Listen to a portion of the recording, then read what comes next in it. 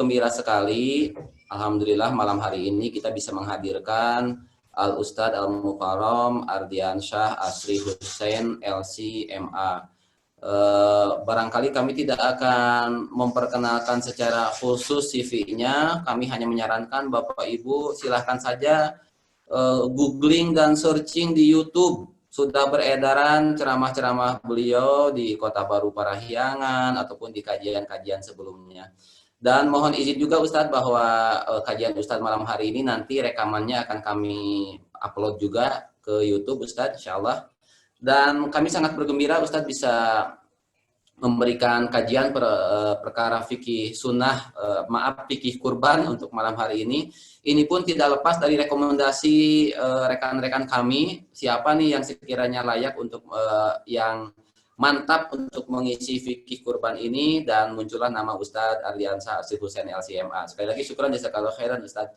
Dan memang ini sangat penting bagi kita karena di antara tipikal ibadah yang barangkali tahunan seperti kurban ini, atau bahkan sebagian kita mohon maaf sekedar menyolatkan jenazah barangkali gitu ya, yang sekali-sekali, tipikalnya banyak hal yang kadangkala kita sering lupa, abai, bahkan dalam kondisi tertentu di antara kita yang mengalami kebingungan, akhirnya urusan kurban ini fatwanya diserahkan kepada jagalnya, kumandu mencit weh, kumandu ngurus weh gitu. Karena kita tidak mengetahui ilmunya seperti apa. Oleh karenanya barangkali kepada Al Ustadz Ardiansyah Asri Hussein LCMA kami persilahkan untuk menyampaikan tentang fikih kurban ini.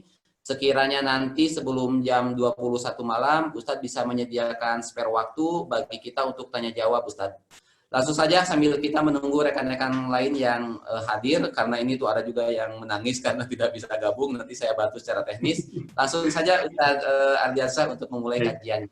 Baik. Ya. A'udzubillahi minasyaitonirrajim. Bismillahirrahmanirrahim. Alhamdulillahirabbil alamin wa kafa wassalatu wassalam ala nabiyil mustafa. Asyhadu an la ilaha illallah wahdahu la syarikalah wa asyhadu anna Muhammadan abduhu wa rasuluhu. Allahumma salli wa sallim wa an'im ala hadzal nabiyil karim Muhammadin sallallahu alaihi wasallam wa ala alihi wa sahbihi ajma'in. Faqala Allah ta'ala fi kitabihil karim ba'da a'udzu billahi minasyaitonir rajim yarfa'illahu alladhina amanu minkum walladzina utul ilma darajat. Allah berfirman, sesungguhnya Dia akan tinggikan derajat orang-orang yang beriman di antara kalian dan orang-orang yang berilmu pengetahuan beberapa derajat. Waqala sallallahu alaihi wasallam, dan Nabi bersabda, man salaka tariqan yaltamisu fi ilman sahalallahu lahu tariqan ilal jannah. Barang siapa yang meniti sebuah jalan untuk menuntut ilmu, maka Allah akan mudah jalan untuknya ke surga Allah Subhanahu wa taala. Hadirin hadirat, assalamualaikum warahmatullahi wabarakatuh.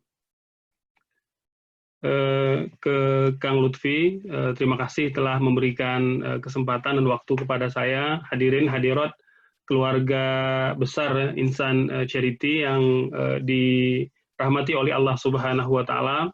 Insya Allah malam hari ini kita akan mencoba menjelaskan secara tuntas ya tentang fikih kurban, yang tadi seperti disampaikan bahwa fikih kurban ataupun kurban di antara ibadah yang rutin kita lakukan setiap tahun ya. Dan kadangkala walaupun setiap tahun ternyata tidak sedikit di antara kita yang kemudian menemui kesulitan baik dalam pelaksanaan ataupun dalam pengelolaan daging kurban gitu ya. Maka semoga malam ini kita bisa menguraikan secara tuntas, secara panjang lebar, dan segala pertanyaan yang selama ini mungkin menjadi permasalahan nanti bisa disampaikan ya. Hadirin hadirat Bapak Ibu yang dirahmati Allah Subhanahu wa taala, kurban itu kalau kita lihat secara definisi bahasa Arab ya, itu berasal dari bahasa Arab tentunya ya. Kurban sudah diserap ke dalam bahasa Indonesia. Tadinya ya itu berasal dari perkataan qoruba ya, qoruba ia qurubu kurbanan, artinya dekat atau mendekati. Nah, kurban itu adalah bentuk pendekatan gitu. Nah, mengapa kemudian kurban ataupun hewan kurban itu dikatakan kurban? Kata para ulama adalah karena ibadah kurban itu dilaksanakan dalam rangka taqarruban ilallahi ta'ala. Kita sering mendengar, Bapak Ibu sekalian, sering mendengar perkataan taqarrub, ya. Perkataan taqarrub ini artinya mendekat atau pendekatan gitu. Nah, ibadah kurban itu dalam rangka kita taqarrub atau mendekat kepada Allah Subhanahu wa taala. Kurban adalah di antara syariat yang dianjurkan dalam agama kita, ya, terutama sekali dilakukan pada bulan Zulhijjah, pada bulan haram, ya, bahwa dalam agama Islam itu kita punya 4 bulan haram, ada bulan Muharram, ada bulan Rajab, ada bulan Zulqa'dah dan Zulhijjah, ya. Kita malam hari ini sudah masuk tanggal berapa nih Kang Lutfi? Tanggal 27 atau 28 ya, Zulqa'dah.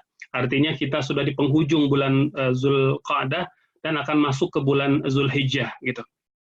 Nah, ibadah kurban, Bapak Ibu yang dirahmati Allah Subhanahu wa taala, ini berdasarkan Al-Qur'an dan Sunnah serta konsensus para ulama bahwa kurban itu disyariatkan, ya. Di antaranya seperti Allah uraikan dalam surah Al-Kautsar. A'udzubillahi minasyaitonirrajim. Bismillahirrahmanirrahim. Inna a'tainakal kautsar. Kata Allah, sesungguhnya kami telah memberikan engkau nikmat yang sangat banyak. Fashalli li rabbika wanhar. Oleh karena itu, dalam rangka mengimplementasikan syukur kita kepada Allah, hendaknya kita sholat kepadanya dan wanhar, dan sembelihlah hewan kurban. Inna syani'aka huwal abtar. Dan sesungguhnya orang yang membencimu atau membenci engkau, wahai Muhammad, adalah orang-orang yang terputus dari rahmat Allah Subhanahu wa taala. Kemudian juga dalam surah Al-Hajj ayat 36 Allah berfirman, A'udzubillahi minasyaitonirrajim, wal budna ja'alnaha lakum min syairillah, ya. Bahwa telah kami jadikan untuk kamu unta-unta itu sebagian dari syiar-syiar Allah Subhanahu wa taala. Jadi ini diantara dasar dari Al-Quran tentang syariat kita berkurban. Kemudian Bapak Ibu yang dirahmati Allah Subhanahu wa taala, dalam hadis Rasul juga disebutkan bahwa Rasul itu beliau di Madinah selama 10 tahun, ya. Dan setiap tahun beliau berkurban. Jadi tidak pernah ketinggalan berkurban pada setiap tahunnya.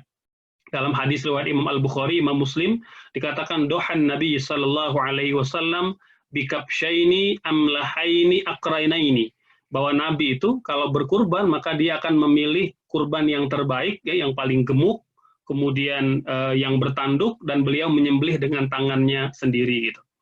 Bapak Ibu yang dirahmati Allah Subhanahu wa taala, dari dua sumber ini ulama kemudian menyepakati bahwa kurban itu disyariatkan, ya, dalam agama kita. Tidak ada perbedaan dari sejak masa sahabat, ya, sampai hari kiamat insya Allah bahwa ibadah kurban itu adalah di antara syariat dalam agama kita. Hanya saja para ulama berbeda pendapat tentang hukumnya, ya. Sebagian dari ulama kita dari kalangan Hanafi, ya, ataupun mazhab Hanafi mengatakan bahwa ibadah kurban itu wajib, ya. Di samping tadi ada dalil menjelaskan tentang ibadah kurban, Nabi juga mengatakan dalam hadis yang lain riwayat Imam Ibnu Majah, kata baginda Rasul sallallahu alaihi wasallam, man wajada sa'atan falam yudhi fala yakhribanna musallana. Kata Rasulullah, barang siapa yang diberikan kelapangan oleh Allah Subhanahu wa taala kemudian dia tidak berkurban, maka jangan dekat-dekat dengan musalla kami gitu. Nah, hadis ini Bapak Ibu yang dirahmati Allah itu dijadikan sandaran oleh ulama mazhab Hanafi sebagai dasar hukum wajibnya berkurban, ya, terutama bagi mereka yang mampu.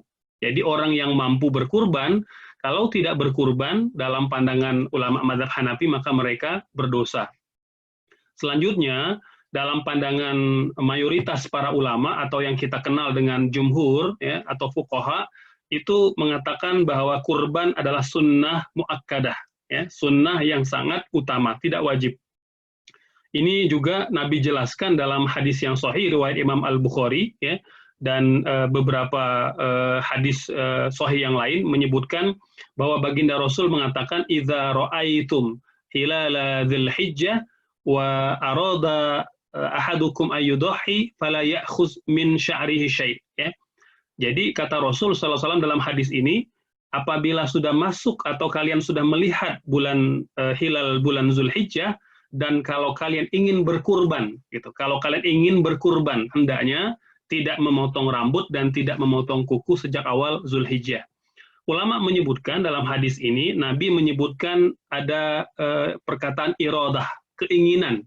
Artinya bahwa barang siapa yang berkeinginan, al-iradah yunafi al-wujub, kata jumhur ulama, bahwa keinginan apabila hukum itu digantungkan kepada semata-mata keinginan seseorang, maka dia menafikan kewajiban, gitu. Nah, inilah dasar mengapa mayoritas ulama mengatakan kurban itu tidak diwajibkan tapi sunnah muakkadah, gitu. Jadi bagi orang yang kaya sekalipun, kalau mereka tidak berkurban, tidak berdosa. Ini berbeda dengan pendapat kalangan mazhab Hanafi yang mengatakan kalau orang kaya, orang yang mampu berkurban, tetapi dia tidak berkurban, maka mereka berdosa, gitu. Selanjutnya hadirin, Bapak Ibu yang dirahmati Allah Subhanahu wa taala, apa hikmah dari ibadah kurban, ya? Kalau kita bicara hikmah tentu sangat banyak, ya. Uraian penjelasan baik dari kalangan sahabat, kemudian tabi'in ataupun tabi'ut tabi'in mencoba menguraikan kepada kita tentang hikmah, ya, fadilat keutamaan dari ibadah kurban, gitu. Maka paling tidak hadirin Bapak Ibu yang dirahmati Allah, ada 5 keutamaan kata para ulama dari ibadah kurban.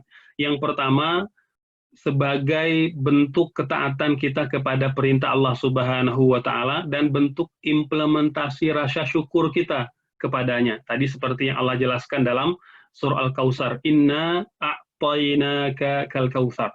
Sesungguhnya kami telah memberikan kalian nikmat yang sangat banyak. Maka kalau kita perhatikan Bapak Ibu, ya, dalam kehidupan kita dari mulai umur, kesempatan, waktu, pasangan, keluarga, keturunan, kesehatan, bahkan pekerjaan itu adalah kenikmatan yang sangat besar nilainya. Nah, dalam rangka kita bersyukur kepada Allah Subhanahu wa taala melalui ibadah kurban. Yang kedua, ibadah kurban juga dalam rangka mengamalkan sunnah Rasul Shallallahu Alaihi Wasallam. Tadi dikatakan bahwa Rasul 10 tahun di Madinah tidak pernah satu kali pun beliau meninggalkan ibadah kurban. Padahal kita tahu bahwa sepanjang beliau di Madinah tidak selalu dalam kondisi lapang. Ada kondisi sulit, ya, ada kondisi mungkin berhadapan dengan pelbagai tantangan dalam dakwah, ya. Maka luar biasa Rasul tetap istiqomah berkurban setiap tahunnya. Tentu kita ingin mencoba mengikuti, ya, dan mengamalkan sunnah-sunnah baginda Rasul Shallallahu Alaihi Wasallam dalam kehidupan kita. Yang ketiga hadirin Bapak Ibu yang dirahmati Allah, Nabi juga berkata bahwa amal yang paling utama dilakukan pada hari Nahar, yaitu pada tanggal 10 Zulhijjah adalah menumpahkan atau menyembelih hewan kurban, ya. Jadi ini merupakan motivasi Rasul bahwa kita didorong, dimotivasi untuk banyak beramal soleh pada bulan yang mulia ini, pada bulan haram, pada bulan Zulhijjah. Nah, di antara ibadah yang paling utama adalah menyembelih hewan kurban. Dalam hadis riwayat Imam Ahmad dan Ibnu Majah, Nabi juga mengatakan bahwa setiap tetes darah yang menetes dari badan hewan kurban, kemudian setiap helai bulunya yang disembelih itu, maka akan dikonversi oleh Allah Subhanahu wa taala sebagai kebaikan dan tabungan kebaikan kita di akhirat. Insya Allah kita akan mendapatkan balasannya, gitu. Nah, yang kelima kata para ulama bahwa berkurban juga dalam rangka meningkatkan soliditas kita terhadap sesama kaum muslimin, gitu. Ya, kita tahu Bapak Ibu yang dirahmati Allah, tidak semua orang di sekitar kita itu yang punya keadaan yang sama dengan kita, ya, atau kelapangan yang sama dengan kita. Ada yang diuji dengan kesempitan, ada yang diuji dengan kemiskinan, diuji dengan keterbatasan. Maka ibadah kurban ini menjadi salah satu upaya kita meningkatkan persatuan dan rasa prihatin kepada mereka. Seperti mana yang Nabi katakan dalam sebuah hadis, man lam yahtam bi amril muslimina falaysa minhum. Barang siapa yang tidak prihatin dengan kondisi umat Islam yang lain, maka tidak layak menjadi bagian dari umat Islam. Dan dalam hadis Bukhari juga Nabi mengatakan man nafasa an mu'minin kurbatan min kurabid dunya nafasallahu anhu kurbatan min qurabi yaumil qiyamah.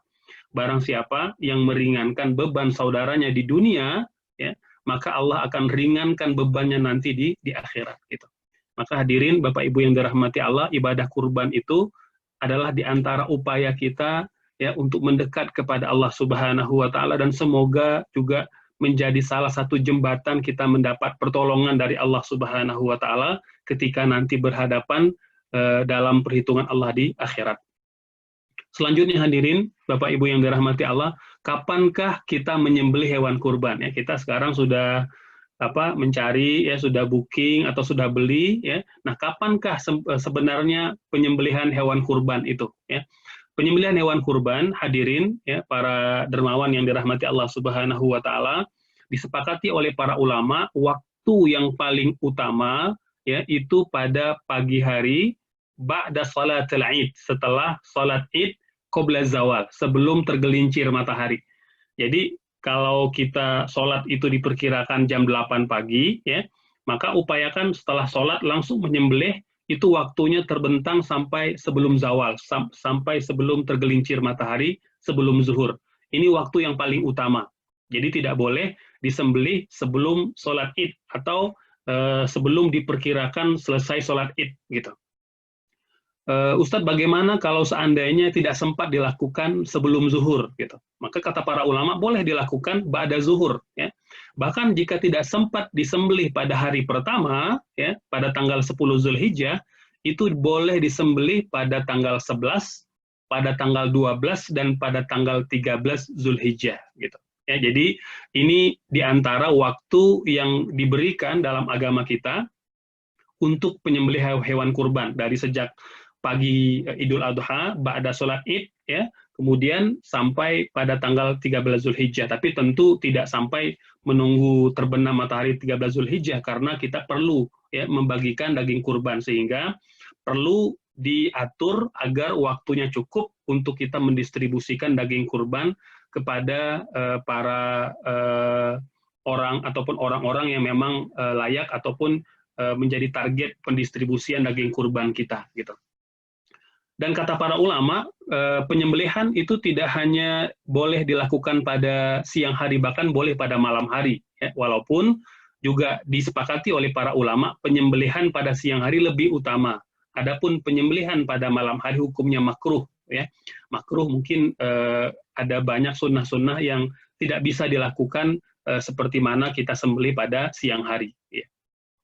Selanjutnya, hadirin Bapak Ibu yang dirahmati Allah, jenis hewan kurban, ya, apa saja yang boleh atau layak dikurbankan, ya. Pertama, hadirin yang dirahmati Allah Subhanahu wa taala, ketika kita bicara objek kurban, maka ada dua, ya, ada dua hal yang perlu kita ketahui, ya.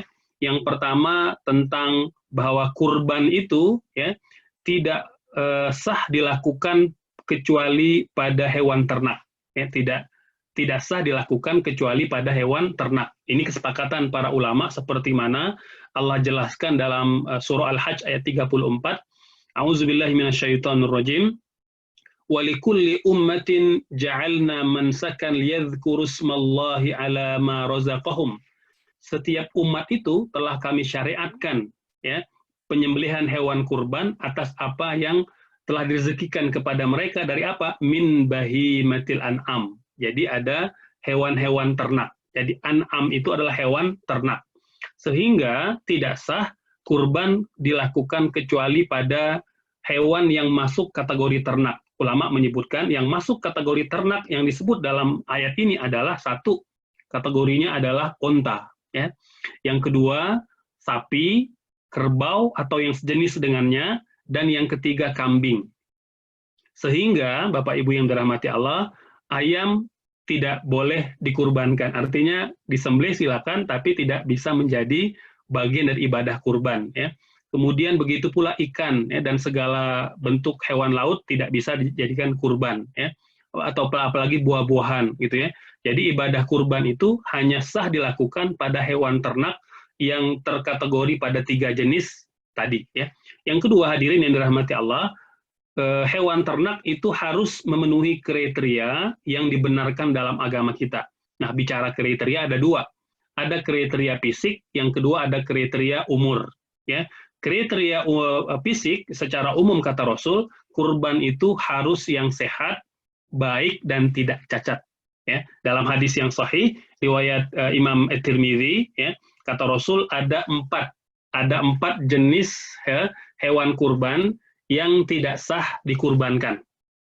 Yang pertama kata baginda Rasul, ya, al-aura al-bayyin auruha, ya, yang buta sebelah ataupun kedua-duanya, yang jelas kebutaannya, gitu. Ini jenis hewan ternak yang tidak sah dikurbankan, ya, kecuali kalau misalnya kita sedang mendelivery, ya, hewan kurban dibeli dari peternaknya, di jalan tiba-tiba jatuh, ya, matanya terbentur batu dan lain sebagainya, buta. Nah, ini kata ulama ketika tausil, ya, al-adhahi, ketika proses pengiriman hewan kurban dia jatuh dan terluka, buta matanya, maka itu dimaafkan.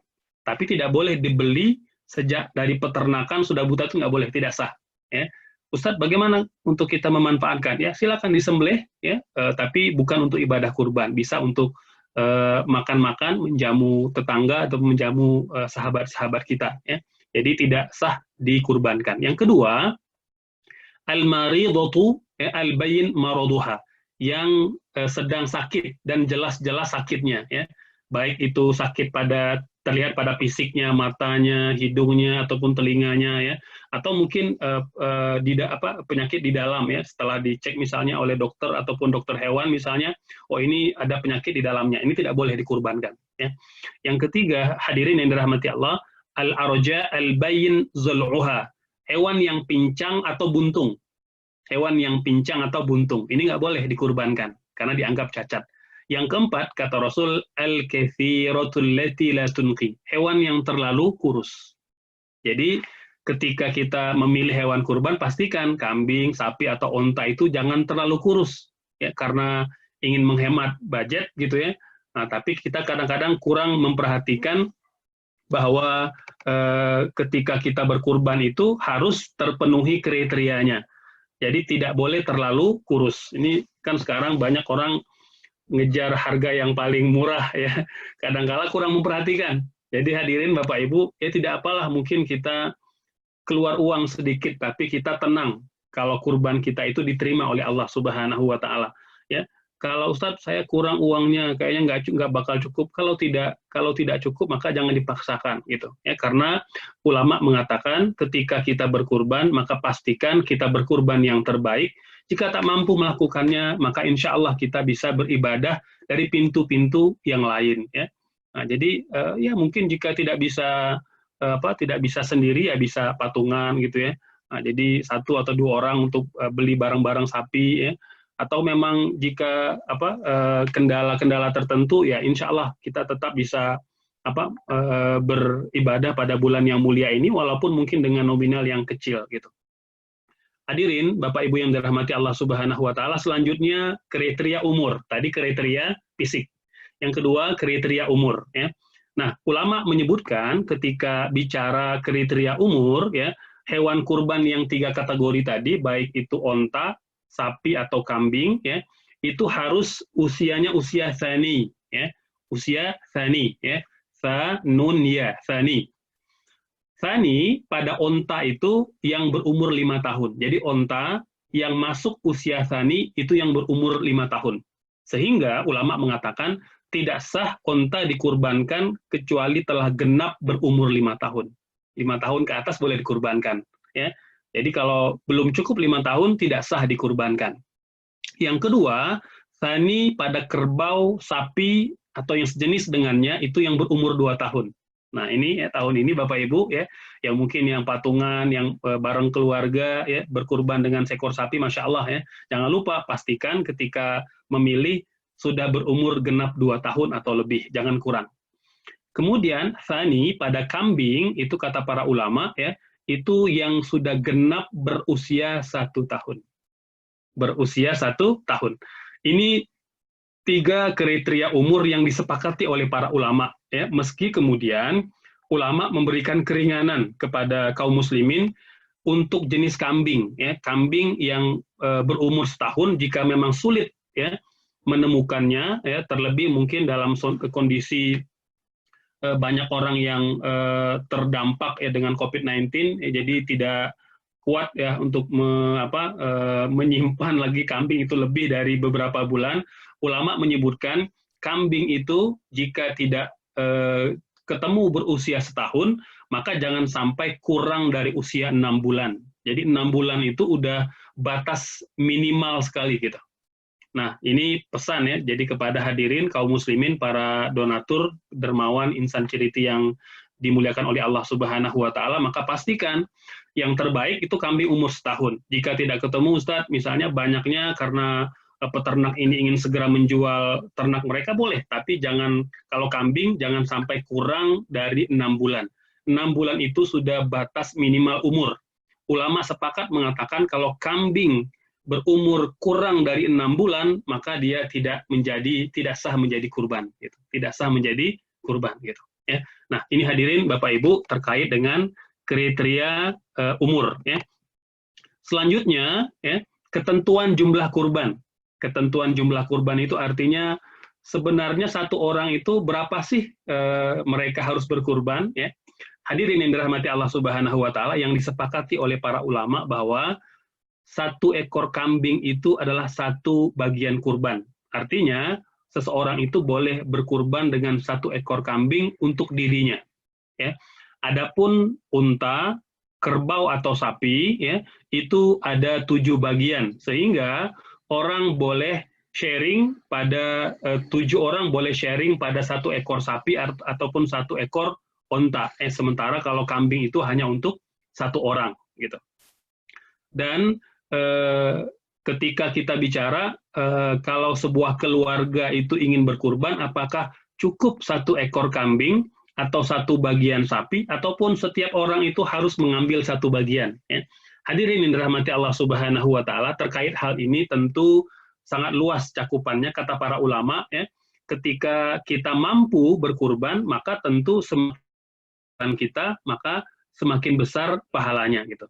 Bapak Ibu keluarga yang misalnya ingin berkurban satu ekor sapi, ya, walaupun misalnya keluarganya hanya 2 orang misalnya, ya, ataupun dia cuma sendiri, ya, atau mungkin lebih dari 7 orang, maka boleh berkurban dengan satu ekor sapi, ya.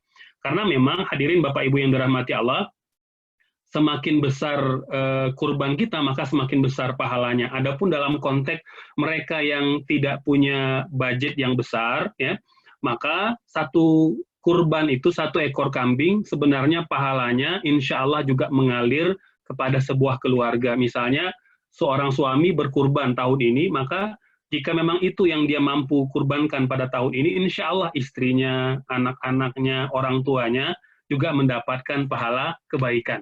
Jadi tidak perlu merasa murung, atau misalnya kayak seperti terhutang, tahun ini suami, ya, aduh tahun depan istri, aduh gimana ya uangnya nggak cukup, jadi menjadi beban, ya, menjadi beban. Nah, hadirin Bapak Ibu yang dirahmati Allah, sebenarnya tadi jika kita mampu diberi kelapangan, maka tentu kita ingin berkurban setiap tahunnya, ya. Dan kata para ulama, kalaupun misalnya setiap tahun sebuah keluarga itu berkurban dan tetap menggunakan nama suaminya, istri, anak, keluarganya tetap mendapatkan pahalanya, ya. Jadi boleh-boleh saja. Mau gantian namanya, tahun ini suami, tahun depan istri, tahun depan lagi anak, boleh-boleh saja, tidak ada masalah. Tapi jika tidak diniatkan, maka ulama sepakat mengatakan pahalanya mengalir kepada seluruh anggota keluarganya. Apa dalilnya Ustaz? Dalilnya hadis yang sahih, ya. Nabi menyebutkan dalam hadis Imam Tirmidzi dan Ibnu Majah, kana ar-rajulu fi ahdi Rasulillah sallallahu alaihi wasallam yudhi bisyati anhu wa an ahli baitih. Setiap orang sahabat pada masa Rasul itu kalau berkurban satu ekor kambing untuk dirinya dan satu ekor kambing itu pula untuk keluarganya, gitu, ya. Nah, sehingga dari sini ulama menyimpulkan jika memang kita tidak mampu berkurban lebih dari satu bagian sapi atau satu ekor kambing, maka tidak apa-apa, insya Allah pahalanya juga didapatkan oleh seluruh anggota keluarga. Hadirin, meski begitu, kalau keluarga ingin berkurban, misalnya ada 7 orang anggota keluarga, ingin setiap orang mendapatkan satu bagian sapi, boleh, tidak ada masalah. Ataupun ingin 7 ekor kambing, ya. Jadi katakan bahwa semakin besar, semakin banyak kita korbankan, maka semakin besar pahala dari Allah Subhanahu wa Ta'ala. Selanjutnya hadirin Bapak Ibu yang dirahmati Allah, terkait dengan apa saja sunnah-sunnah. Ini penting, ya. Nah, jadi sunnah-sunnah ini juga menjadi adab yang perlu ditekankan kepada kita yang berkurban ataupun kepada yang atau yang ditugaskan menyembelih pada tahun ini, ya. Ada banyak sunnahnya, paling tidak kata para ulama, jika bicara sunnah ada 10 sunnah yang sangat ditekankan oleh baginda Rasul untuk kita lakukan. Yang pertama, ketika kita berkurban, maka pilihlah kurban yang paling gemuk dan yang paling sehat. Ya. Tadi dikatakan dalam hadis yang sahih, Nabi itu kalau berkurban, doha pikabsyaini amlahaini. Nabi akan berkurban dengan kurban ternak yang paling gemuk. Gitu. Jadi Bapak Ibu kalau mampu beli kambing yang harga 6 juta, beli yang 6 juta. Kalau mampu gitu. Ya. Atau kalau yang memang budgetnya terbatas, bisa beli yang 2 juta, yang 2,5 juta gitu ya. Nah, jadi semakin besar, insya Allah semakin besar pahalanya. Yang kedua, sunnah memilih hewan kurban, terutama kambing ya, itu ada warna putih kehitaman. Ada warna putih kehitaman. Ini sunnah Bapak Ibu ya, jadi jangan sampai dianggap wajib ya, sehingga kalau tidak ketemu hewan kambing yang warna putih kehitaman tidak mau beli ya. Ini betul dalam hadis Bukhari, hadis Muslim. Nabi dikatakan akan memilih kambing ya yang berwarna putih kehitaman dan yang bertanduk ya. Kata ulama, mengapa Nabi memilih yang bertanduk? Karena biasanya yang bertanduk itu lebih gemuk dan lebih sehat gitu ya. Yang ketiga hadirin ya, para dermawan yang dirahmati Allah, sunnah mengikat atau menambatkan hewan ternak itu beberapa hari sebelum dikurbankan. Karena kita nanti menyembelih tanggal 10 atau tanggal 11, maka upayakan beberapa hari sebelum itu, ya kurban sudah sampai di lokasi di rumah kita atau di komplek kita, diikat, ditambatkan. Jadi sunnah, gitu. Yang keempat, bagi yang berkurban. Nah ini yang bagi yang berkurban, ya, apakah itu laki-laki atau perempuan, kata Rasul, idza ra'aitum ilala Dzulhijjah wa arada ahadukum ayyudhi fala ya'khuz min sya'rihi wa azfari syai'. Barang siapa yang melihat hilal bulan Zulhijjah dan tahun itu dia ingin berkurban, maka hendaknya dia tidak memotong rambut dan tidak memotong kuku. Gitu. Sampai berapa lama Ustadz? Dari mulai tanggal 1 Zulhijjah sampai 10 Zulhijjah ketika hewannya sudah disembelih, maka sudah halal kembali dia memotong rambut atau memotong kuku. Ini sunnah. Ya sunnah. Ustadz, kalau kita perlu harus memotong rambut, memotong kuku karena alasan-alasan medis misalnya atau alasan-alasan kesehatan, boleh, tidak ada masalah. Tetapi kata para ulama, jika kita mampu menahannya, tidak memotong dulu sampai nanti hewan disembelih, itu lebih utama karena sunnah. Nabi masuk bulan Zulhijjah, 1 Zulhijjah, sampai hewan disembelih, beliau tidak memotong rambut dan tidak memotong kukunya. Gitu. Ya, ini diantara sunnah-sunnahnya. Ustadz, kalau satu keluarga misalnya suami berkurban tahun ini, apakah istri, anak-anak juga tidak boleh motong kuku atau rambut? Kata para ulama, tidak ya. Jadi yang disunnahkan itu hanya suami saja ya.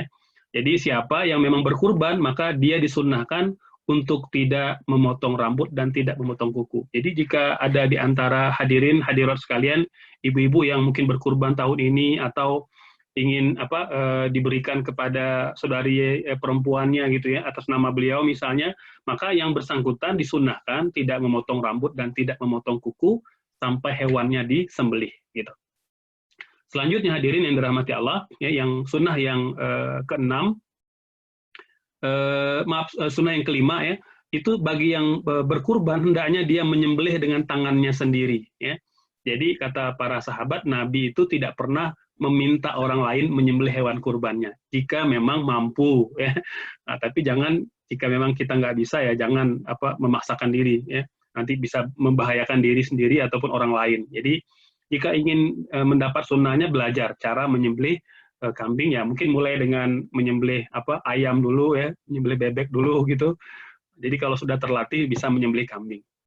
Yang keenam, hadirin Bapak Ibu yang dirahmati Allah, sunnah bagi yang berkurban itu menghadiri prosesi penyembelihan hewan kurban. Ini seperti hadis dalam riwayat Al-Hakim dan Al-Bazzar, kata Rasul, ketika kita berkurban, maka hendaknya kita menyaksikan prosesi penyembelihan. Ustadz, kurban saya tahun ini kebetulan di Papua, gimana? Ya, kalau memang tidak bisa, ya nggak apa-apa. Kalau jauh dari tempat kita tinggal, ya, atau jika memungkinkan mungkin bisa dengan video call gitu ya. Ya jika memang memudahkan. Tapi jika memang sulit ya tidak apa-apa. Kata para ulama, jika mampu kita bisa melihat prosesi penyembelihan. Yang ketujuh, menggunakan pisau yang tajam ketika menyembelih. Nah ini mungkin ditekankan bagi yang memang bertugas menyembelih, maka pastikan kita menggunakan golok yang tajam, ya, yang bisa menyembelih secara cepat gitu ya, sehingga tidak menyiksa hewan kurbannya.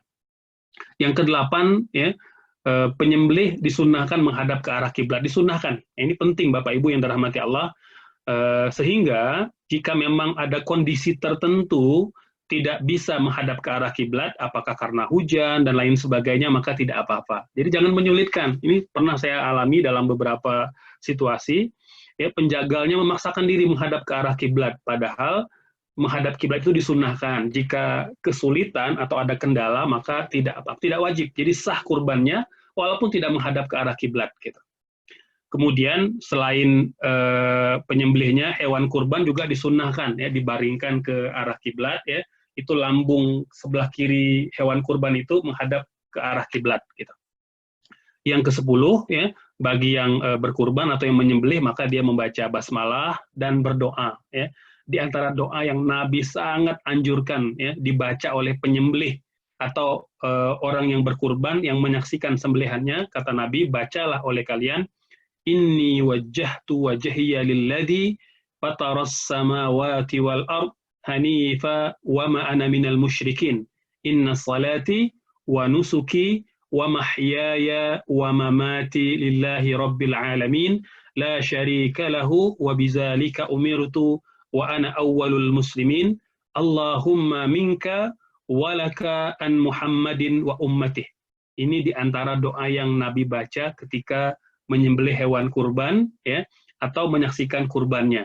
Jika tidak hafal yang panjang ini, kata para ulama, maka minimal kita membaca Allahumma taqabbal minni wa min ahli. Ya Allah, terimalah kurbanku dari diriku dan dari keluargaku. Ini diantara sunnah-sunnah yang dibaca ketika hewan kita disembelih. Ya.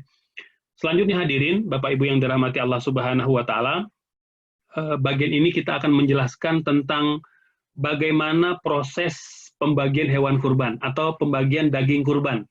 Ya, ini selalu menjadi permasalahan setiap tahunnya. Ya. Hadirin Bapak Ibu yang dirahmati Allah, pertama dasarnya adalah dalam surah Al-Hajj, Allah mengatakan fakulu minha wa ta'imul ba'isal faqir, dan makanlah sebagian darinya dan sebagian lain itu diberikan kepada orang-orang yang fakir. Ini dasar normatif tentang bagaimana cara kita mendistribusikan daging kurban. Kemudian Nabi menjelaskan dalam hadis yang sahih riwayat Imam Al-Bukhari, kata Rasul, kulu wa at'imu waddakhiru. Hewan kurban itu ada bagian untuk dimakan bersama-sama, ya. Ada bagian untuk kita berikan kepada fakir miskin, ada bagian untuk kita simpan. Ada bagian untuk kita simpan. Kemudian dalam hadis yang lain, ya, yang agak mirip, ya, Nabi mengatakan kulu waddakhiru watasaddaqu, ya. Makanlah dan sedekahlah, gitu, ya.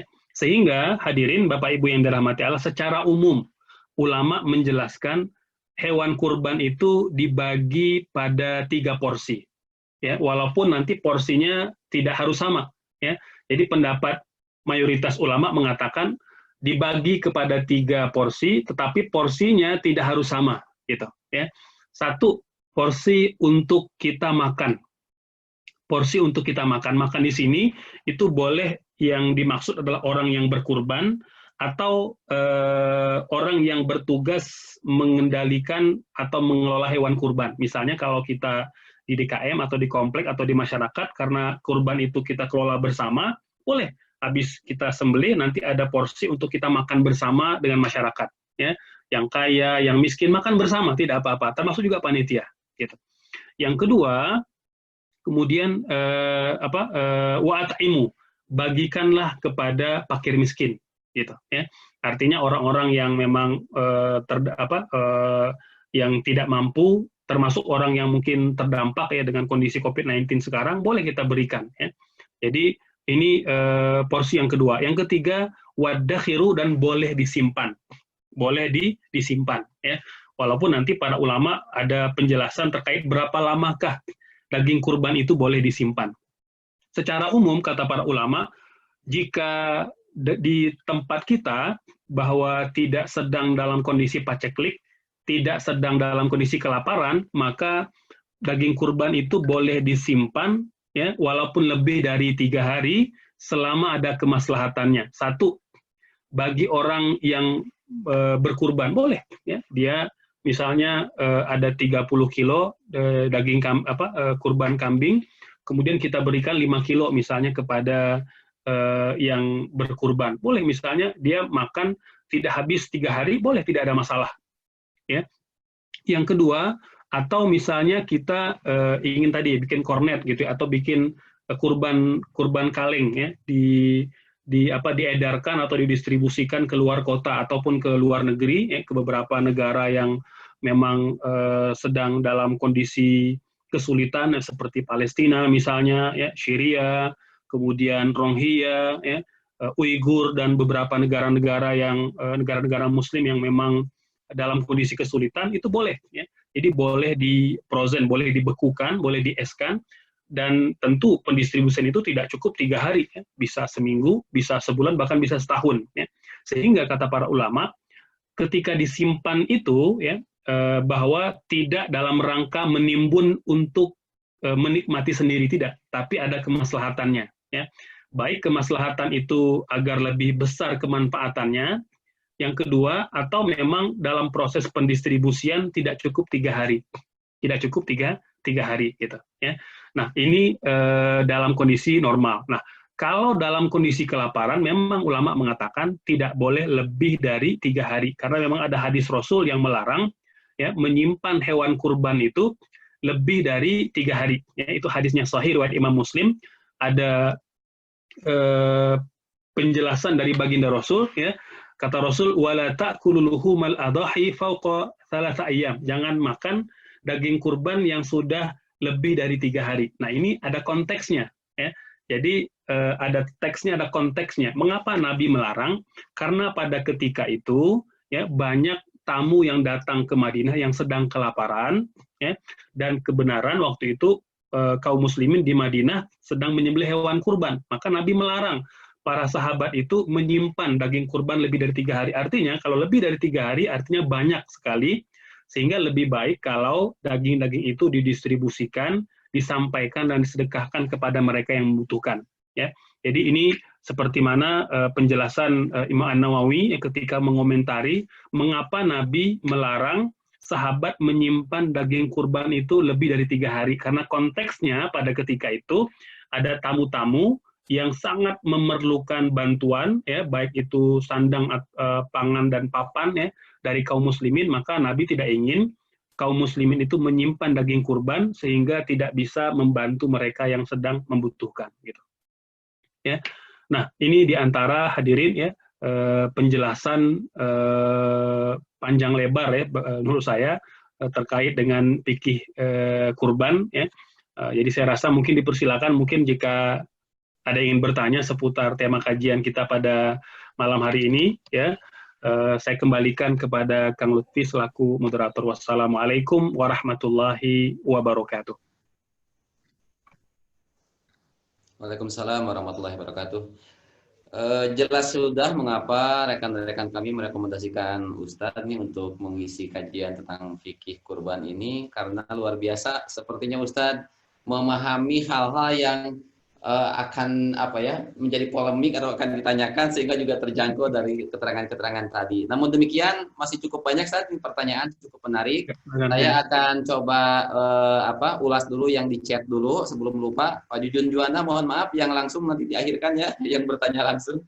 Ini yang dari chat dulu, Ustaz. Saya coba kelompokkan, Ustaz. Yang pertama, ini sudah banyak pertanyaan lewat chatting. Saya kelompokkan. Yang pertama dari sisi pengadaan hewan kurbannya dulu, Ustaz. Ya. Ini dari Bu Ida Fitriah menanyakan bagaimana hukumnya berkurban dengan, mohon maaf, dana talangan atau pinjaman, Ustaz.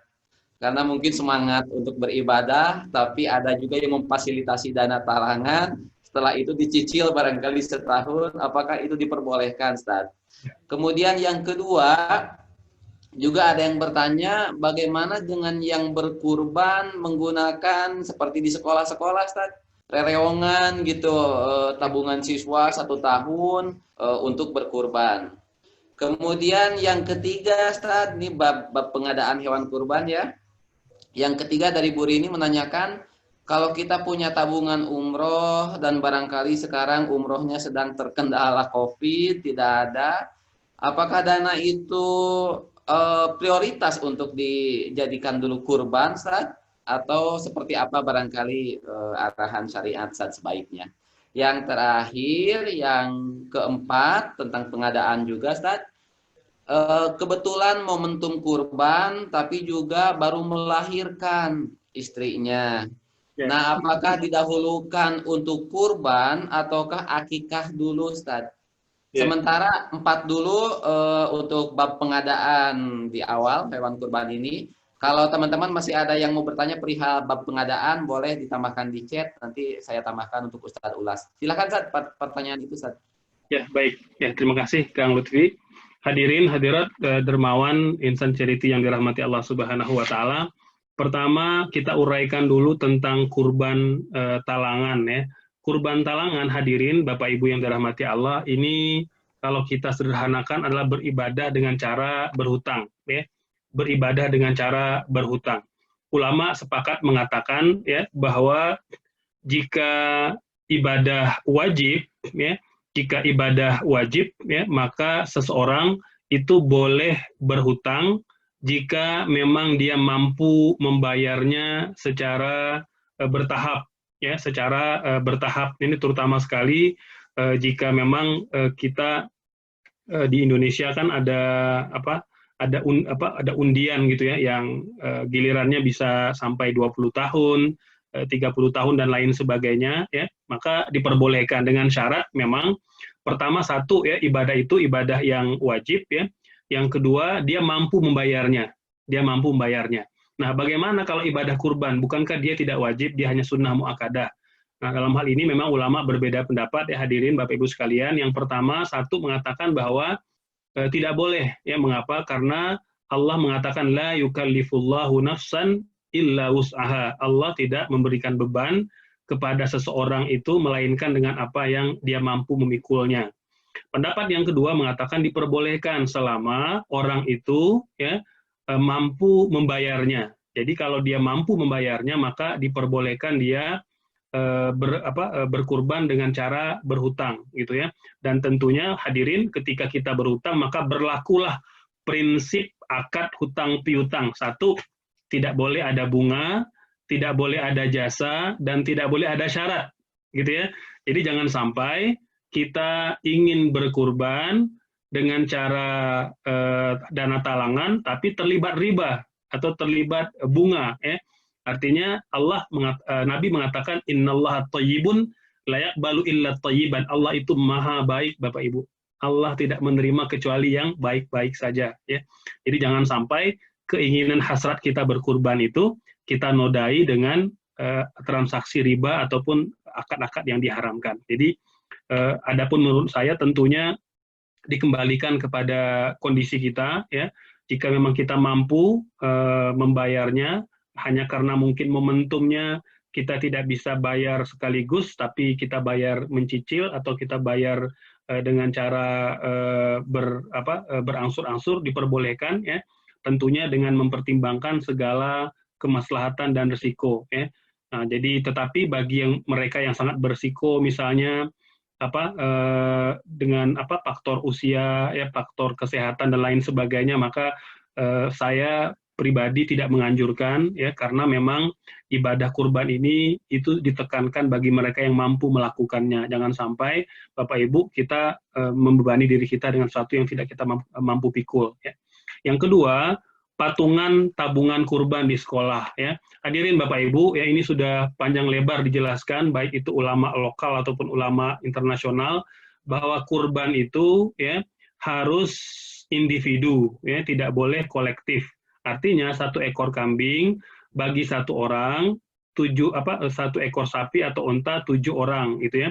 Tetapi meski begitu, ulama tidak melarang kita untuk melatih anak-anak kita untuk berkurban dengan cara patungan, ya kencelengan, bikin kenceleng kurban, meski dia tidak akan mendapatkan pahala kurban definitif seperti mana yang disyariatkan, tetapi kata para ulama dia mendapatkan pahala beramal soleh pada bulan yang mulia ini. Jadi kita melatih. Dan ulama tentu ketika melihat suatu hukum itu tidak semata-mata pada dalil ya, tidak semata-mata pada teks-teks Quran ataupun hadis, tapi melihat kepada kemaslahatan ya. Jadi ketika kita kemudian mengatakan kepada anak-anak nabung, maka dijelaskan bahwa ini dalam rangka melatih, memotivasi agar kita itu terbiasa dan mudah bersedekah, dan semoga nanti ketika kita dewasa kita mampu berkurban sendiri gitu. Nah, ini juga perlu dijelaskan gitu. Selanjutnya dana haji ya, Bapak Ibu yang dirahmati Allah, dana haji bagi yang tidak berangkat tahun ini, apakah kemudian bisa dipindahkan gitu ya, dialokasikan untuk kurban ya. Lagi-lagi tentu Ibu ya, Bapak yang bertanya dikembalikan kepada diri kita sendiri gitu ya. Jika kita memang cukup dana nanti untuk menambah kekurangan dana ketika telah sampai waktu untuk berangkat, maka tidak ada masalah gitu ya. Jadi tapi jika misalnya kita memang belum tahu ya dapat dana dari mana kita untuk berkurban, sementara waktunya mungkin sudah tahun ini, berarti kalau ditunda mungkin tahun depan gitu ya. Maka saya pribadi menyarankan ya, sementara tidak menggunakan dulu ya, bisa ditahan gitu ya, ditahan dulu, karena bagaimanapun kata para ulama, jika ada 2 hal yang ta'arud ya, ketika 2 hal itu saling berhadap-hadapan, satunya wajib, satunya sunnah, maka didahulukan yang wajib, karena ibadah haji itu wajib, sementara kurban itu sunnah, maka tentu kita dahulukan yang wajib. Tetapi jika memang Ibu atau Bapak punya keyakinan insya Allah sebelum berangkat saya bisa lagi memenuhi kekurangan dana, maka insya Allah ya, semoga dengan kita berkurban itu Allah mudahkan kita untuk berangkat pada tahun yang akan datang gitu. Selanjutnya bagi yang ingin berkurban di waktu yang sama anak baru melahirkan, mana yang lebih utama gitu ya. Hadirin Bapak Ibu yang dirahmati Allah, ini dua-duanya sama, hukumnya sunnah muakkadah. Hukumnya sunnah muakkadah. Kurban itu sunnah muakkadah, akikah juga sunnah muakkadah. Kata para ulama, ketika 2 hal yang sama-sama hukumnya itu berhadap-hadapan, maka pilihlah yang paling besar kemaslahatannya. Pilihlah yang paling besar kemaslahatannya gitu ya. Maka tentu dalam hal ini ya, jika kita lihat misalnya kalau akikah mungkin kemaslahatan yang saya dapat ya mungkin tidak sebesar kalau kurban. Misalnya kalau kurban itu kurban tertentu penyalurannya ada ke lokasi tertentu atau tempat tertentu gitu ya, yang lebih banyak yang merasakan manfaatnya ya, maka itu lebih didahulukan. Jadi terkait hal ini tentu sohibul hajah ya, ibu atau bapak yang bertanya tentu bisa mempertimbangkan, saya memilih kurban atau memilih akikah. Jadi tidak ada yang lebih afdal. Mengapa? Karena hukumnya sama. Sunnah muakkadah itu di antara hukum yang ada pada setiap ibadah, baik itu kurban ataupun akikah pada anak kita. Gitu. Termasuk barangkali pertanyaan dari Bu Aam ini sekaligus saja mungkin menyinggung masalah akikah, Ustaz. Ada yang lama tidak bisa melaksanakan akikah, kemudian punya rezeki nih untuk melaksanakan akikah gitu ya. Apakah itu menjadi hutang? Akikah itu harus dilaksanakan sekarang barangkali Ustaz, atau gimana Ustaz? Ya, baik ya. Bapak Ibu yang dirahmati Allah, akikah itu hukumnya sunnah muakkadah. Ketika mampu, maka sangat ditekankan ya. Tercela kata para ulama ketika ada orang yang mampu berakikah tapi dia tidak berakikah, karena kata Rasul, setiap bayi itu marhunatun, ya, setiap bayi itu dia tergadai jiwanya, ya, tergadai jiwanya. Kata para ulama, maksud tergadai jiwanya itu artinya dia tidak mendapatkan keberkahan dari kelahiran anaknya gitu. Kita tentu ketika punya anak, ya punya keturunan, kita ingin ada keberkahan dalam rumah tangga kita, Bapak Ibu ya, terutama pada orang tua. Maka ketika kita mampu, kita segerakan akikah gitu. Ya. Jika memang sudah lama, misalnya kita menanti kehadiran buah hati ini dan alhamdulillah tahun ini diberikan anak, maka saya menyarankan untuk kita dahulukan akikah ya, dan insya Allah jika Allah mudahkan, mungkin kita akan akikah pada tahun yang akan berkurban pada tahun yang akan datang gitu ya. Nah, jadi ini juga perlu juga saya tambahkan ya Kang Lutfi, bahwa kurban itu tidak boleh ditempel dengan tidak boleh diniatkan bersamaan dengan kurban atau akikah gitu ya. Jadi seperti banyak ya yang ingin bertanya, Ustadz, boleh nggak kalau saya berkurban 1 ekor kambing dan kurban itu pula saya niatkan untuk akikah anak saya. Ya, ulama sepakat mengatakan bahwa kurban itu hukumnya hukumnya sunnah muakkadah ya. Begitu pula akikah ya. Dan karena dia adalah 2 ibadah yang berbeda ya, satu dalam rangka ibadah kurban Idul Adha, sementara akikah itu dengan lahirnya seorang anak, maka dia harus berdiri sendiri ya. Akikah dengan bagian sendiri, kurban dengan bagian sendiri, kecuali misalnya kalau kita nempel, misalnya 1 ekor sapi kan 7 bagian ya, 7 bagian, misalnya ada 5 orang yang berkurban, artinya ada 2 bagian sapi yang belum diambil gitu. Kita kebenaran misalnya lahir anak laki-laki, itu kan 2 ekor kambing, sama dengan 2 bagian sapi. Kita boleh numpang di sana gitu. Jadi kurban itu ya disembelih, ada 5 bagian kurban, ada 2 bagian akikah. Itu jumhur mengatakan diperbolehkan kalau menempel, musyarakah namanya. Tapi kalau dia muwahadah, bercampur dengan 1 hewan, maka tidak diperbolehkan. Wallahu a'lam. Nyambung pendek saja Ustaz, ini dari Ya, Bu Siti Sauda. Kalau bolehkah barangkali meniatkan kurban mengatasnamakan orang tua yang telah wafat, Ustaz? Apakah perlu demikian? Bagaimana, Ustaz? Ya. Hadirin Bapak Ibu yang dirahmati Allah ya, kendati ada sebagian kecil ulama yang mengatakan bahwa amal soleh yang dilakukan oleh seseorang itu tidak bisa dihadiahkan kepada orang yang sudah mati ya. Tetapi mayoritas para ulama dari kalangan mazhab Hanafi, Maliki dan Hambali mengatakan bahwa amal soleh yang dilakukan oleh orang yang hidup dihadiahkan kepada orang yang sudah meninggal dunia, insya Allah pahala kebaikannya sampai kepada yang bersangkutan. Di antara dalilnya adalah ada seorang wanita pada masa Rasul itu yang menemui baginda Rasul mengatakan, wahai Rasul, ibu saya dulu ingin berangkat haji, kemudian dia sudah meninggal dunia, tidak sempat melakukannya. Apakah saya boleh menghajikan orang tua saya? Maka apa kata Rasul? Haji anha. Ulama menyimpulkan, ya, ini ulama menyimpulkan bahwa hadis ini di antara dalil normatif yang membolehkan, yang menjelaskan dan menegaskan bahwa pahala yang kita kirimkan kepada orang yang sudah meninggal dunia itu sampai. Juga Nabi mengatakan, idza mata ibnu Adam inqata amalu illa min salas ya. Setiap anak Adam yang meninggal dunia terputus seluruh peluang amalnya kecuali 3 perkara ya. Sedekah jariah, ilmu yang bermanfaat, dan doa anak yang soleh gitu. Jadi pahala yang dikirimkan oleh anak, baik itu ibadah kurban, ibadah haji, ibadah puasa ya, dan ibadah baca Quran, itu insya Allah sampai kepada orang tua mereka. Wallahu a'lam. Barakallah Ustaz. Jadi boleh saja untuk seperti itu ya. Betul. Sekarang menginjak kepada bab pengadaan hewan kurban, Ustaz. Ya. Pak Jujun, nanti sabar Pak Jujun. Untuk jenis hewan kurbannya, Ustaz, ini saya kelompokkan ada 3 pertanyaan. Yang pertama,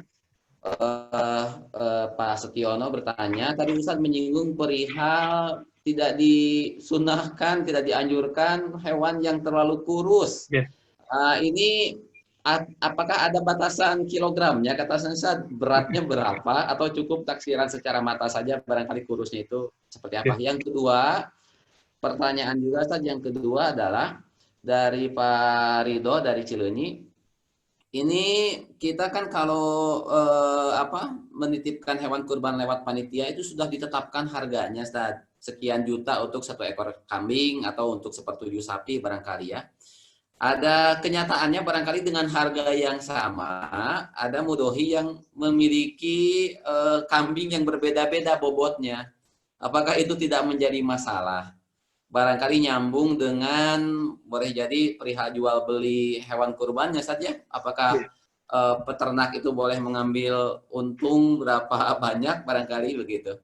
Kemudian yang ketiga, pertanyaan dari Pak Muslim Bojong Soang. Ini metodenya untuk menetap, Allah mudah-mudahan Ustaz tahu nih ya masalah teknis nih. Metode untuk mengetahui kambing ini usianya minimal 6 bulan, walaupun barangkali bagus sama yang 1 tahun kan kata Ustaz ya. Ini bagaimana saja, ini sambil bercanda beliau, karena kambingnya tidak punya akte lahir gitu. Jadi bagaimana metodenya? Itu 3 pertanyaan yang saya simpulkan perihal jenis hewan kurban Ustaz yang agar nyaman barangkali bisa kita kurbankan. Makasih. Ya, baik. Hadirin Bapak Ibu yang dirahmati Allah Subhanahu wa taala, yang pertama kategori hewan ya yang dikatakan kurus itu seperti apa gitu ya. Dengan kilo tentu tidak bisa kita lihat dengan kilo Bapak Ibu yang dirahmati Allah, tapi ketika hewan itu kita jemput di peternakan, kan kelihatan tuh mana yang kurus, mana yang gemuk gitu. Karena boleh jadi ada hewan yang besar gitu ya, tidak hanya besar karena daging tapi juga karena tulangnya gitu ya. Jadi dilihat itu bukan ketika sudah jadi daging gitu ya, oh ini kurus, oh enggak begitu. Jadi kurus atau gemuk hewan itu dilihat ketika kambingnya masih hidup gitu ya. Dan tentu kita bisa melihat secara wajar lah gitu. Jadi tidak terlalu mempersulit diri gitu ya. Misalnya kurus itu apakah seperti apa? Kan kita bisa menilai lah menilai secara umum ya. Mana hewan yang dikatakan kurus, mana hewan yang dikatakan gemuk. Kan kita kan biasanya kalau ke peternakan akan nanya, Pak itu berapa harganya ya?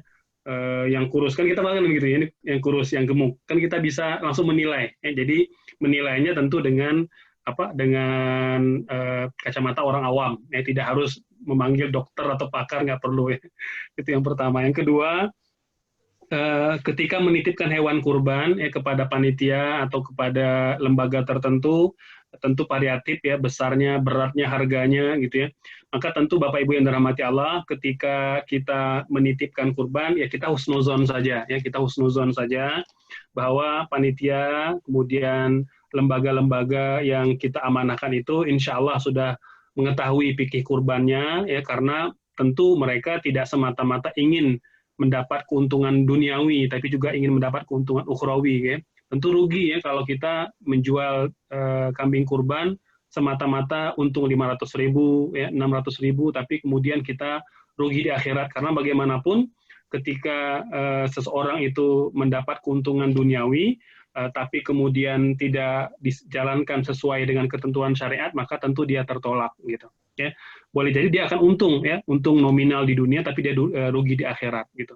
Nah, kita sebagai mudhohi atau sebagai orang yang berkurban ya bismillah kita tawakal saja, walaupun ideal ya kita memilih ya mana lembaga yang yang amanah ya, yang memang sudah biasa kita salurkan hewan kurban kita, sehingga tatkala itu didistribusikan kita tenang dan nyaman gitu. Dan ketika ada panitia, lembaga ya dengan harga-harga yang variatif ya tidak ada masalah ya. Cuma perlu saya ingatkan ya kepada rekan-rekan panitia serta lembaga-lembaga yang terlibat dalam penyaluran atau pengadaan hewan kurban, pastikan ketika menjual harga itu diberitahu bahwa misalnya contoh nih kalau kita panitia diinformasikan bahwa harga ini sudah termasuk misalnya ongkos kirim gitu ya. Harga ini sudah termasuk penyembelihan dan pengelolaan gitu ya, karena memang Bapak Ibu ini perlu diketahui ya, ketika kita berkurban itu ya, kalau kita menggunakan jasa, ingat ya bahwa kita tidak semata-mata dituntut memberikan uang untuk beli kambingnya saja, tapi kita juga perlu memberi uang untuk upah penyembelihnya dan pengelolaannya ya. Jadi jangan samakan misalnya kita beli kambing, ada kambing di peternakan jualnya 2,5 juta gitu ya, terus DKM ataupun panitia ngambil misalnya 2,8 juta, itu boleh jadi lebih 300.000 itu untuk upah jagalnya, upah pembersihannya dan lain sebagainya. Ini perlu ya. Karena apa? Karena Bapak Ibu, uang upah jagal itu tidak boleh dibebankan kepada orang lain, tapi harus dari orang yang berkurban pada tahun itu. Maka wajar-wajar saja apabila panitia itu melebihkan harganya, ya, baik itu korban di lokal Indonesia ataupun korban di luar negeri, ya. Jadi boleh jadikan harganya lebih mahal. Karena apa? Karena proses pendistribusian, misalnya ada upah jagal, gitu ya. Dan ini juga penting diingatkan, ya. Jadi jangan sampai nanti upah jagal itu atau upah pencacahan itu diambil dari daging kurban, nggak boleh. Ulama sepakat mengatakan upahnya tidak boleh dan tidak sah diambil dari daging kurban. Ya. Jadi harus diambil dari luar daging kurban. Harus ada dana yang teralokasi khusus untuk upah jagal. Ustadz, boleh nggak ngasih tukang jagal kepala aja sebagai upahnya, atau ekornya, atau jeroannya? Nggak boleh, Bapak Ibu yang dirahmati Allah. Ulama sepakat mengharamkan kepala, jeroan, dan ekor itu haram dijadikan sebagai upah tukang jagal. Ustadz, boleh nggak ngasih? Ngasih boleh, tapi tidak boleh termasuk upah. Jadi kalau ada upah, maka contoh nih, kita ngasih jagal 300.000 upah jagalnya, plus kita ngasih kepala, kita ngasih ekor, kita ngasih jeroan, nggak ada masalah. Yang penting yang kita kasih itu tidak termasuk upah, karena upah itu disepakati oleh para ulama tidak boleh diambil dari daging kurban. Kurban itu harus murni kita berikan semuanya kepada Allah. Ketika upahnya kita ambil dari kurban, artinya kita tidak sempurna kurbannya, gitu ya. Selanjutnya Ustadz, bagaimana mengetahui umur ya? Secara umum ya, memang ini perlu kita tahu atau tanya kepada peternak gitu ya. Nah, jadi tidak ada mesin pendetektor gitu ya, pendeteksi umur gitu ya. Nah, jadi dan tadi kambing tidak punya akte lahir. Betul ya Bapak, betul sekali. Maka tentu secara fikih ya, satu, kita bertanya kepada pemiliknya ya. Kalau kemudian selisihnya hanya mungkin beberapa minggu, itu tidak ada masalah kata para ulama, selama itu tidak disengaja ya. Tadi yang penting umurnya minimal 6 bulan. Nah, bagaimana penilaian kita secara zahir ya, secara umum Bapak Ibu yang dirahmati Allah Subhanahu wa taala ya. Kalau hewan itu tidak cukup umur ya, itu terlihat satu ya, pertama pada kondisi tegak berdirinya ya. Kambing yang belum berumur 6 bulan itu larinya tidak kokoh gitu ya. Terlihat seperti kalau Bapak Ibu misalnya pernah melihat kambing yang baru lahir ya, itu beberapa pekan, beberapa minggu itu masih larinya tertatih-tatih, dan kalau tersandung batu langsung terjungkel gitu ya. Nah, ini diantara ciri-ciri kambing yang belum berumur 6 bulan gitu ya. Tapi tentu ini sangat subjektif ya. Maka tentu Bapak Ibu ketika kita memilih umur ini ya, kita harus bertanya kepada pemilik kambing atau pemilik ternak, karena mereka tahu itu ya. Karena mereka tahu. Dan Ustaz, bagaimana jika kita tidak mengetahui? Kalau kita tidak mengetahui, maka kita menilai secara zahir saja. Wallahu a'lam.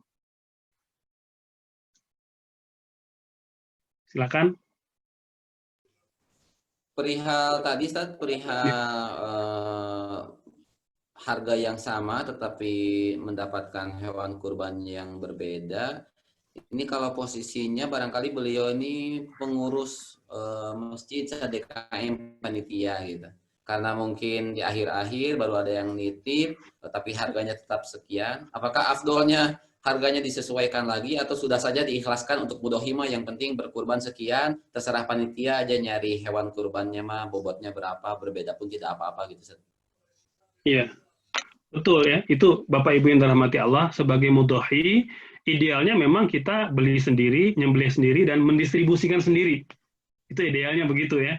Tapi tentu kan tidak bisa ideal. Kita akhirnya dengan segala keterbatasan menggunakan jasa DKM, sahabat-sahabat di kepanitiaan ataupun di lembaga, maka bismillah kita tawakal saja dengan harga yang mereka berikan ya.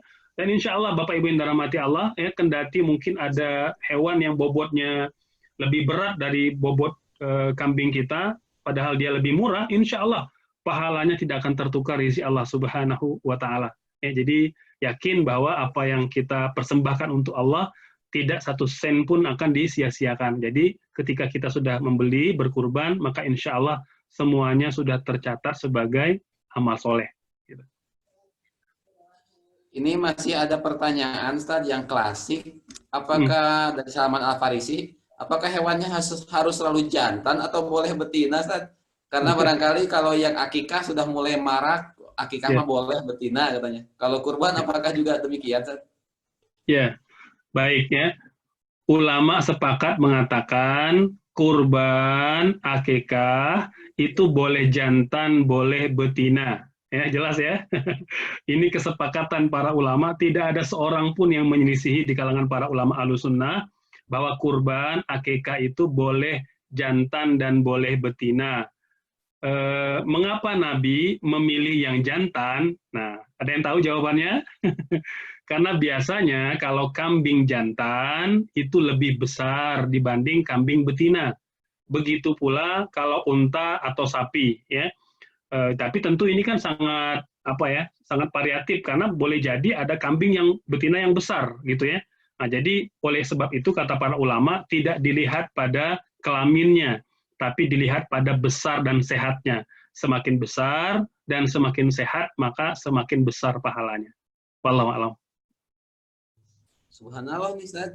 Sebagian besar kita masih terpaku untuk harus jantan saja gitu. Ternyata memang boleh betina juga saja. Iya. Baik, Ustaz, menginjak kepada kelompok pertanyaan tentang bab pembagian nih, Ustaz. Ya, silakan. Ustaz tadi sudah menerangkan bahwa yang berkurban dan juga panitia itu boleh mengambil bagian. Tapi ini ada pertanyaan susulan, bagaimana kalau ada request khusus Ustaz, dari pekurban itu? Ingin kepalanya, ingin kakinya. Setelah mereka dapat bagian, mereka juga punya request khusus tentang daging kurbannya, bagian-bagian tertentu. Kemudian perihal pembagian ini, bagaimana kalau apakah di pembagian kurban ini ada asnaf seperti zakat, Ustaz? Soalnya dibagikan habis di RW, padahal di RW itu mayoritas orang-orang mampu juga, bukan fakir miskin gitu sekalipun saja. Apakah ini sasarannya seperti apa? Kemudian yang ketiga adalah tadi sudah terjawab sepertinya ya tentang bagaimana tentang menjual bagian tubuh tertentu dari hewan kurban seperti kepala, kulit, kaki dan sebagainya. Ini dari masih dari Pak Jaka Guningrat. Itu barangkali perihal pembagian yang dapat kami kumpulkan, silahkan. Oke. Baik, yang pertama tentang pekurban yang request ya, bagian tertentu dari bagian yang dikurbankan. Ini mungkin sebagai himbauan saya ya kepada hadirin, para dermawan insan charity yang dirahmati oleh Allah Subhanahu wa Ta'ala. Ketika kita berkurban, maka ikhlaskan niat bahwa itu adalah ibadah kita kepada Allah Subhanahu wa Ta'ala, sehingga selayaknya memang kita tidak meminta bagian tertentu dari yang kita kurbankan ya.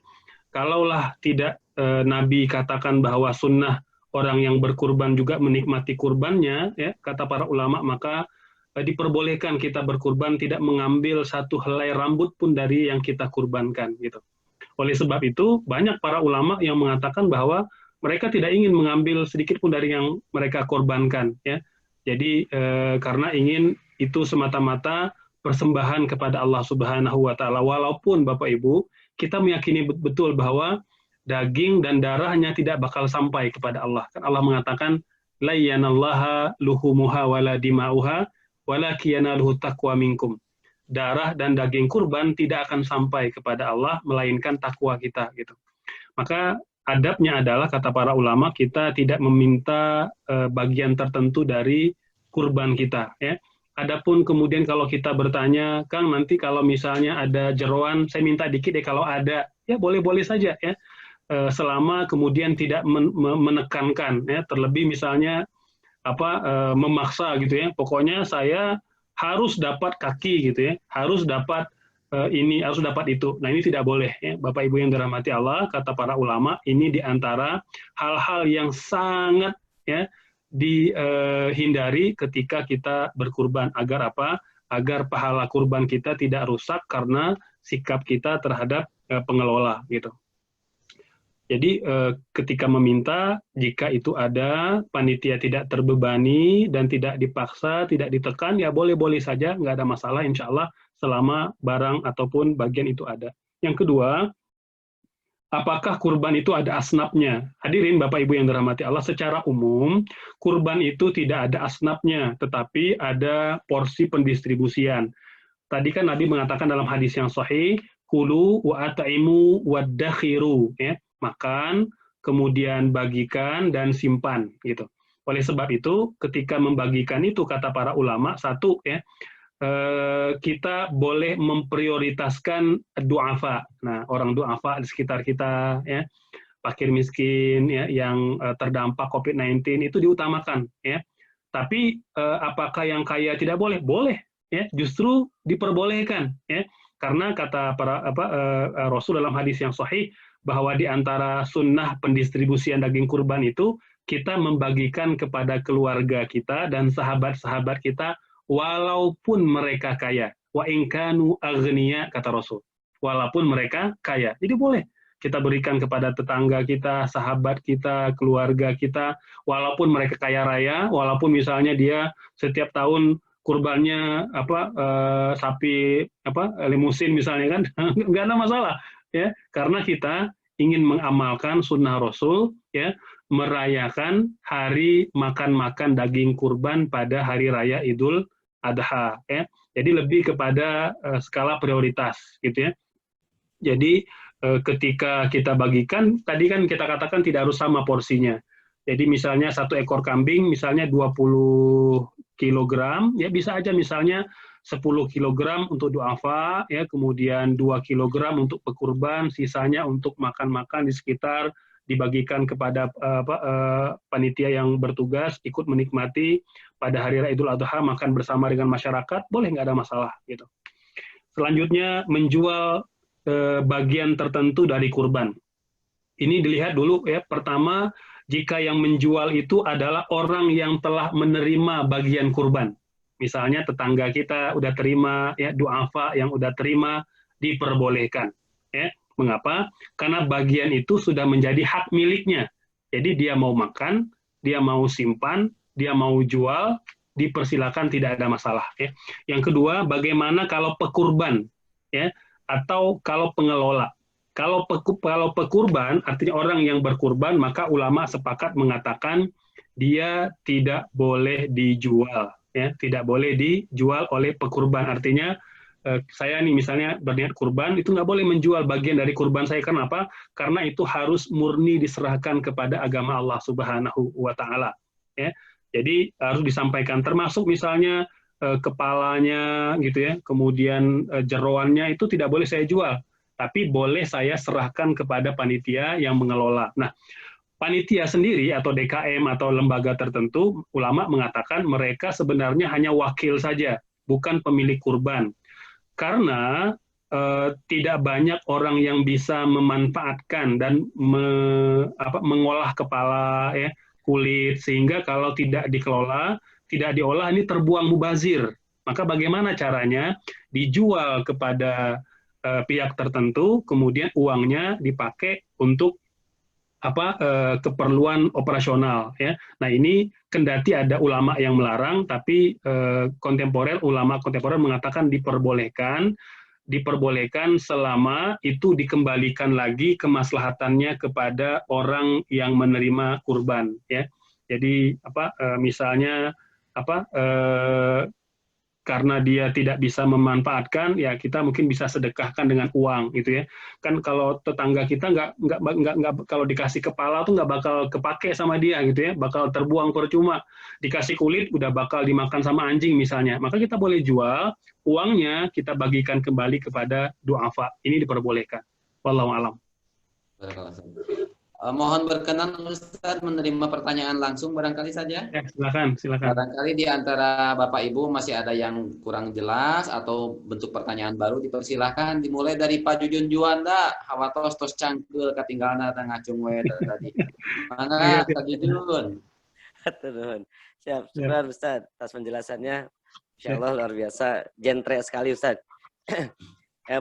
Menyambung dengan pertanyaan yang barusan terakhir sebetulnya Ustaz, tentang bagian dari hewan kurban yang dijual. Ini saya emang sudah tiap tahun jadi panitia Ustaz dari DKM. Nah sekarang kaitannya dengan kulit Ustaz.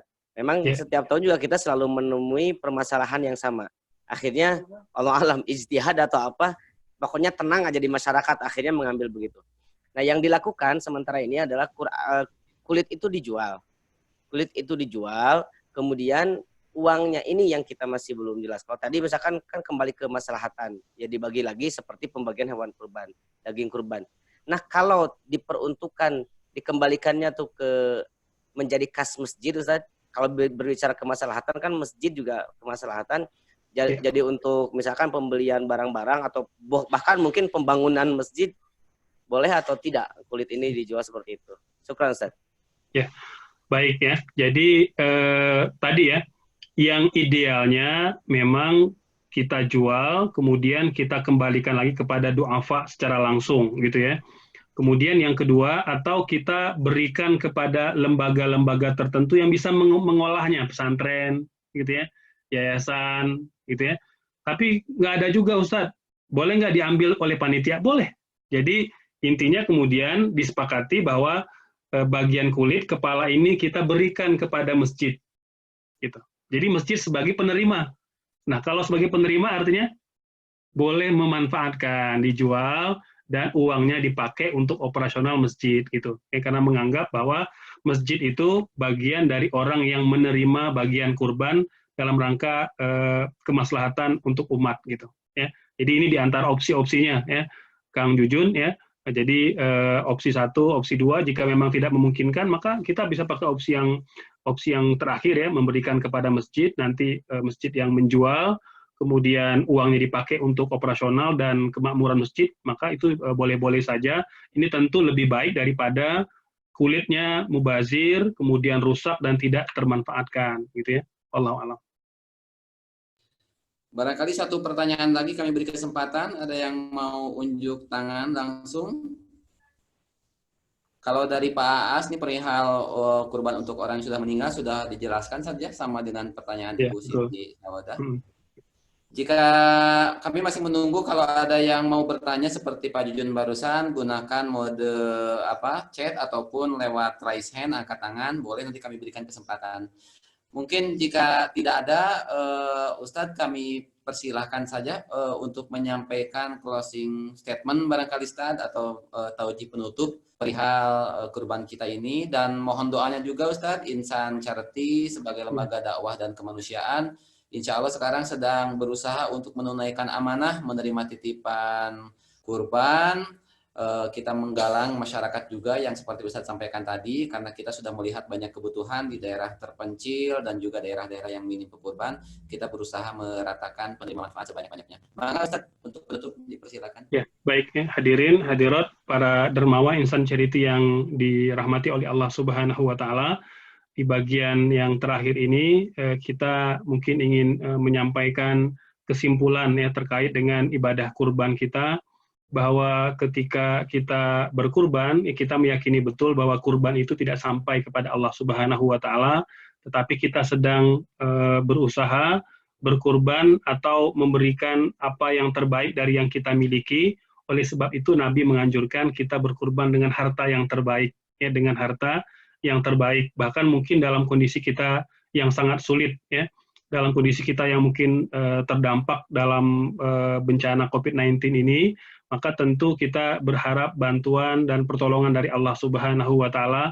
Ini terlebih-lebih lagi ketika kita meminta perlindungan, keselamatan dari Allah Subhanahu wa Ta'ala, karena Nabi mengatakan bahwa sedekah itu termasuk ibadah kurban, ya, juga bagian dari sedekah kita kepada kaum muslimin yang disampaikan dalam bentuk kurban, itu merupakan di antara wasilah kita mendapat perlindungan dan keberkahan dari Allah Subhanahu wa Ta'ala.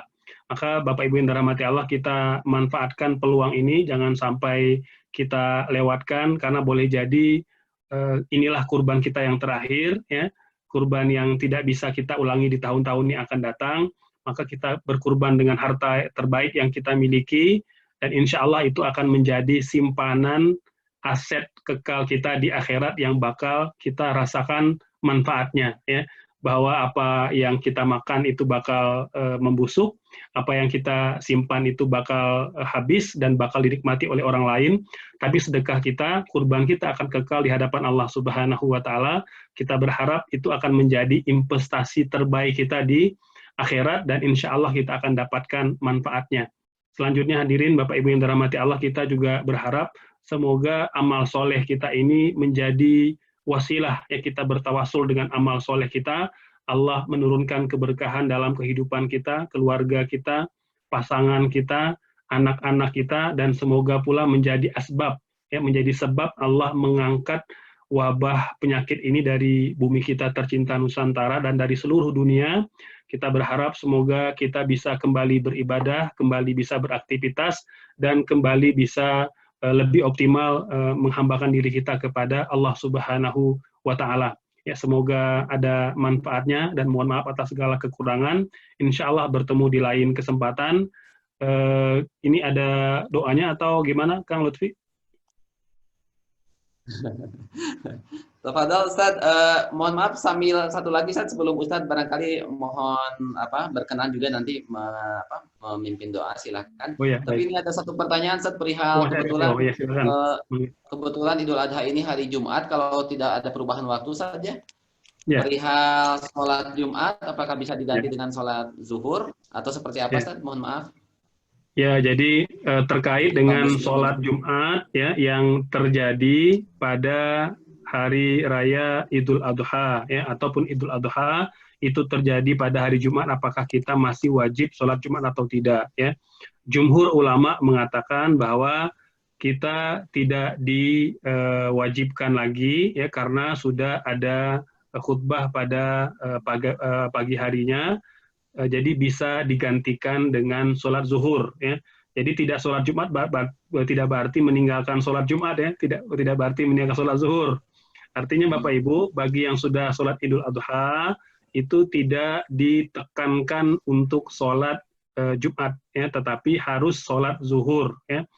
Walaupun begitu, ulama tetap menganjurkan jika kita mampu dan tidak ada kendala, maka lebih utama kemudian kita juga melakukan sholat Jumat seperti mana biasa gitu. Wallahu alam. Itu Kang mungkin terkait dengan penjelasannya. Alhamdulillah Ustaz. Sebelum Ustaz menutup acara ini dengan doa bersama, kami sampaikan sekali lagi jazakallahu khairan jaza Ustaz atas keberkenanannya mengisi malam hari ini. Luar biasa, kami merasa sangat kenyang, puas. Ini chatting juga banyak saja yang memberikan testimoni, kenyang, puas, betul-betul kupas tuntas. Dan kalaupun barangkali ada yang belum puas, mudah-mudahan Ustaz berkenan untuk diundang lagi juga barangkali oleh rekan-rekan kami. Yang jelas kami juga bersyukur malam hari ini banyak yang laporan bahwa satu akun ini yang hadir biasanya berdua dengan suami atau dengan istrinya, pasangannya. Yang berikutnya juga sebagian besar yang hadir ini juga diantaranya adalah para pengurus DKM, panitia, bahkan para mubalik, ustadz-ustadz yang barangkali dengan pencerahan ustadz ini insya Allah membawa kebermanfaatan, bisa disebarluaskan, mencerahkan, untuk menjadi penerang bagi umat sebanyak-banyaknya insya Allah. Sekali lagi terima kasih Ustaz kami atas nama Insan Charity, dan silakan Ustaz tutup pertemuan ini dengan doa Ustaz. Baik hadirin hadirat yang dirahmati Allah, kita tutup dengan mengadakan tangan berdoa kepada Allah, semoga Allah merahmati dan memberkahi kita semua. A'udzubillahi minasyaitonirrajim. Bismillahirrahmanirrahim. Hamdan na'imin, hamdan syakirin. Hamda yuafi ni'amahu yukafi mazidah. Ya Rabbana lakal hamdu kama yanbaghi li jalali wajhika wa azimi sultanik. Allahumma salli ala Muhammad wa ala alihi wa sahbihi wa sallim. Allahumma ighfir lana dhunubana wa li walidina warhamna warhamhum kama rabbawna shighira. Rabbana zalamna anfusana wa illam taghfir lana wa tarhamna lanakunanna minal khasirin. Allahumma inna nas'aluka salamatan fid din wa afiyatan fil jasad wa ziyadatan fil ilmi wa barakatan fil rizqi wa taubatan qabla al-maut wa rahmatan 'inda al-maut ومغفرة بعد الموت. اللهم هون علينا في سكرات الموت والنجاة من النار والعفو عند الحساب. اللهم إنا نعوذ بك من البرص والجنون والجزام ومن سيء الأسقام يا أرحم الراحمين. ربنا هب لنا من أزواجنا وذرياتنا قرة أعين واجعلنا للمتقين إماما. ربنا آتنا في الدنيا حسنة وفي الآخرة حسنة وقنا عذاب النار. وصلى اللهم على سيدنا محمد وعلى آله وصحبه وسلم. سبحان ربك رب العزة عما يصفون والسلام على المرسلين walhamdulillahi rabbil alamin. Terima kasih kepada semuanya, hatur nuhun kepada Kang Lutfi dan kepada Insan Charity. Insyaallah semoga kita bertemu di lain kesempatan. Astagfirullahaladzim. Assalamualaikum warahmatullahi wabarakatuh. Waalaikumsalam warahmatullahi wabarakatuh. Waalaikumsalam warahmatullahi wabarakatuh. Hatur nuhun Ustaz, hatur nuhun kasadayana. Bertemu lagi satu Jumat lagi sebelum